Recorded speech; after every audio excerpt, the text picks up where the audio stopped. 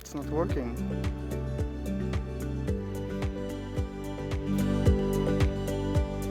For real, it's not working. This is a mistake. I'm serious. I'm really serious. Can you help me, guys? I don't know what I'm supposed to do. He's doing his best. He's trying. Give it to the clicker. Okay. Any other clickers? Oh my God. Thank you.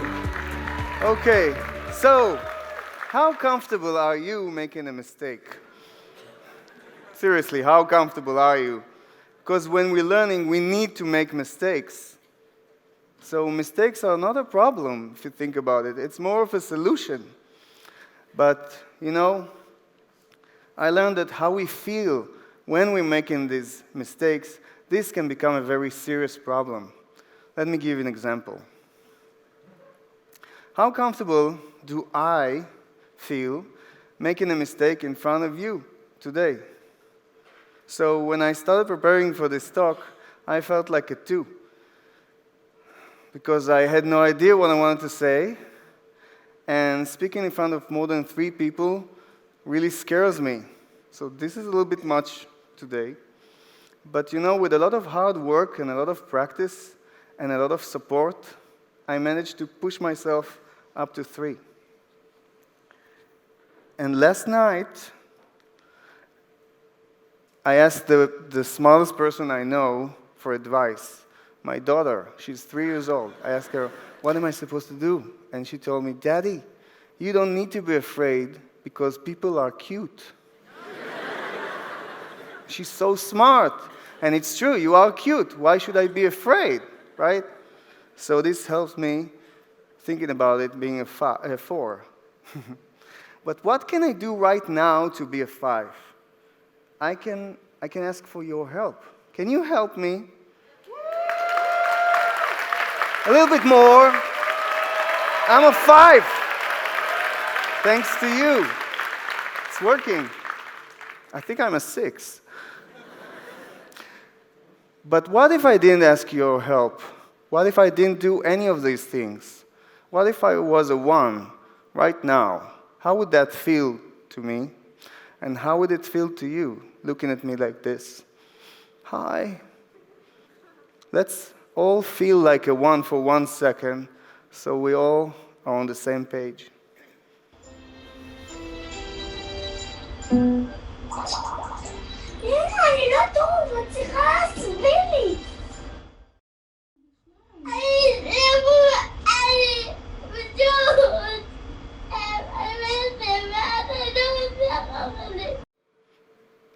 This is a 1. And the 1 is a very sad feeling. It's the feeling of I can't.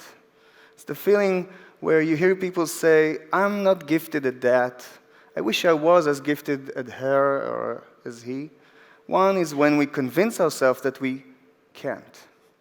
And you know, when you're learning, there's always these things. There's this journey of rights and wrongs. You have to fall to get up. And there's always these pleasant and unpleasant emotions, right? And you know, some people, they go through learning like this. Whenever they succeed, they feel great. And whenever they make a mistake, they feel miserable. Wow, I made a mistake. And you know, this can be really exhausting for a person to go through learning like this until they reach a point that they just stop. Even if they succeeded, they don't feel as good. And they stop trying. This is a very sad image here. And I'm pretty sure that if I ask, and I'm not, but if I ask you, I'll see a lot of hands of people feeling this way right now. Because there are so many people feeling like this. And I'm hoping that we can change it today a little bit. Because you see, there's another group of people that somehow manage to overcome these unpleasant emotions, and they build this immune system that allows them to gradually feel better and better until making mistakes isn't unpleasant. It's even fun. Now, how do they do it? What do these people have? And it took me a long time to realize that the one thing that they have is an environment where it's comfortable making mistakes. Now, what's an environment? To explain this to you, I have to take you 5 years ago when I decided to join a startup company called Simply. Back at the day, it was called JoyTunes. And these guys, they invented an app that will teach people how to play the piano. And I thought, wow, that's amazing. How do they do it? I really wanted to learn, so I joined. And what we've been doing for the last 5 years is doing a lot of research, doing a lot of interviews, doing a lot of surveys, inviting people to the office, doing testing, prototypes, and gathering all this data to create these safe learning environments that allows people to learn how to play the piano, how to play the guitar, how to become better singers, and recently how to draw. And how we do it is how I'm going to share some of the wisdom that we learned in these years. I learned that there's 3 things that's making people really uncomfortable when they're trying to learn. And I'm calling them the 3 uncomfortables. And I'm going to share them with you today. The first one is a mistake, but not just any mistake. It's doing the same mistake over and over and over and over again until you want to quit because you lost trust in your abilities to perform and you don't know what you're doing wrong. So how are you going to solve that problem? How are you going to fix the same mistake? Think about yourself. Is this happening to you when you're trying to learn? Are you feeling the same problem over and over again? What can you do? Maybe you can find a better teacher. Maybe you can find a better learning method, read a book, watch a video. There's always a way. And that's our job, to find the one thing that will change that. And in our case, using technology changed that, because the app picks up the notes that are coming from the piano and it gives you live feedback. So whenever you make a mistake, you know exactly when that happened and what you need to do to solve it.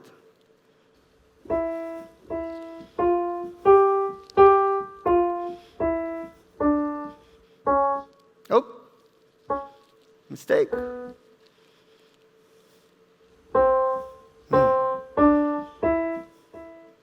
So we know how to solve it the minute it happens, and we're instantly feeling more comfortable because we know that whenever we'll make a mistake, even if it's basic or advanced, we know and we're comfortable that we're not going to make the same mistake over and over.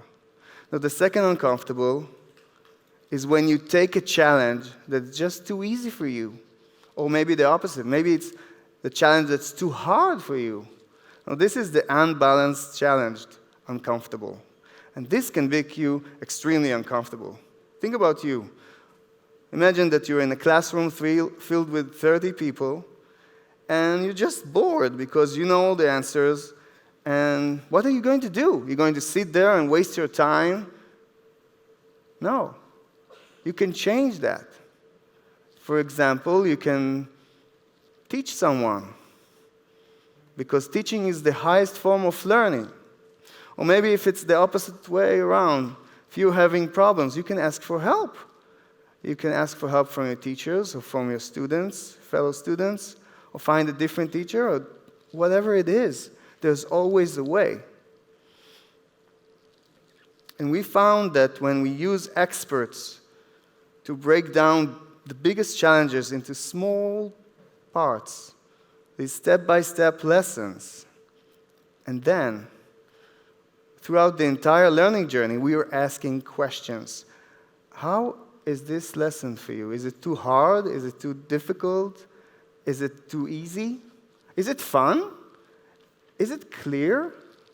And by getting this data and by seeing the person's progress, we're constantly changing and balancing the challenge so it fits the learner. And you know what? You don't need technology to do that. You can take a piece of paper and write down these questions and hand it over to your students at the end of the lesson and get this information and make sure that the challenge is balanced. This is the last uncomfortable, and it's the worst. It's the king of the uncomfortables. It's the emperor of I can't. This is judgment. And judgment is something that I keep hearing over and over. Almost every interview that I had over these 5 years, and I had hundreds of them, how it's making people feel. A lot of people say that they experienced judgment when they were growing up, and how this is affecting them as adults today. It's taking them away from their potentials. You see, judgment has a traumatic and devastating effect on us as individuals and as a society. So what are we going to do? If you are experiencing judgment in your life, how are you going to take against something like that? Well, you might not be able to solve it completely, but you can narrow it down. You can start by talking to that person, make them really see what you're going through. Maybe explain it to them. I know it's difficult, and you probably try that. So, sometimes you need to find other people when you're learning. People who will never judge you. People who has this rare gift that they can tell you that you're wrong, but will not make you feel as though you can't. So find these people. This is what we're doing. To find our head voices, we're going to make some funny noises together. It may feel a little bit weird, but I assure you, these exercises will help you get a feeling of how to produce your own head voice. Okay, let's start with this one. So we're trying to teach people about their head voice when they're learning to become better singers. And what we're doing, we're literally changing the environment. You're not in a classroom or a vocal coach, you're in the jungle. And we're going to do some funny noises together. There's not going to be any judgment. We're welcoming mistakes. And, it's so moving to see people trying this and experience it like children. Now, I have something to tell you. This is off script. I hope there are going to be a lot of mistakes in this talk. Except for this one, there weren't any. So I'm thinking that we should do something together. I have to ask you a question. How comfortable are you making a mistake in front of each other today? Because I want you to try it. I want us all to make these funny noises together and see if we can trigger our head voice. Now, I'm going to do a funny noise of an owl. I never tried it before. And I'm going to count until 3, and then we're all going to make the funny noise of an owl and see if we're comfortable making mistakes. So here it goes. Oh! Oh! 1, 2, 3. Oh! Oh! That's nice, but it was like a baby owl. And it's okay. It's okay. Let's try something else. This yee-haw! Okay, 1, 2, 3. Yee-haw! Okay, that was better. Last one, I promise. When there's a concert and the crowd goes, woo-hoo! 1, 2, 3. Woo-hoo! Yeah. I felt it, and you just discovered your head voices, which is the first step of becoming an amazing singer. Woo-hoo! Yeah, thank you. But the best thing about technology is that you can use it whenever and wherever you want. You can use it privately, so you will never be afraid of other people's judgment. Now, what happens when we're changing these uncomfortables and making them comfortables? What happens for millions of people? I'm talking about millions of people. They start to learn. And this changes their lives. I don't know if there's any musicians here today, but if you are one, you know that learning how to play the guitar will change your life. There's no going back. Because when you know how to play the guitar, you basically learn another language that can help you understand yourself and what's going on inside you, and express yourself and share your inner self with others, and that's a true gift. Another thing that's happening is that people are starting to learn together in families. Imagine how it would be like learning how to draw with your father. How would this affect your relationship if you're learning in a safe environment where it's comfortable making mistakes? Now, I'll tell you what's happening. The bonds in the family become stronger because it's building trust. And we hear so many stories about that. How the entire family has become an environment where it's safe making mistakes. But the last thing that's happening is for a lot of people who felt as though they can't, they now realize that they were wrong. So all their lives, this can happen at any point in your life. Think about you. Maybe you can do these things. And what will it say? It will say that you need to question everything you thought you can't, and that's what's happening. This is building people's self-esteem and self-trust and self-respect and self-pride. And we're hearing so many stories you won't imagine about how learning to play an instrument have helped a person through depression or things like alcoholism and things you'd never imagine that learning how to play the piano would do for you. But that's what it does, because learning is essential. It's who we are. Now, if you're not feeling that well, you don't want to learn anything at all, it might mean that you need to change something in your environment. And I'm hoping that today you realize that there's so many things that you can do to change that. You can start by asking yourself this question: how comfortable am I making a mistake? And that's a great question, because the answer is a number. And a number is something that we can change, right?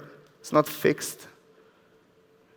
And even if you feel like a 1, you know, a 1 or a 2, this is just a point in time. But learning, that's a journey, filled with ups and downs, rights and wrongs.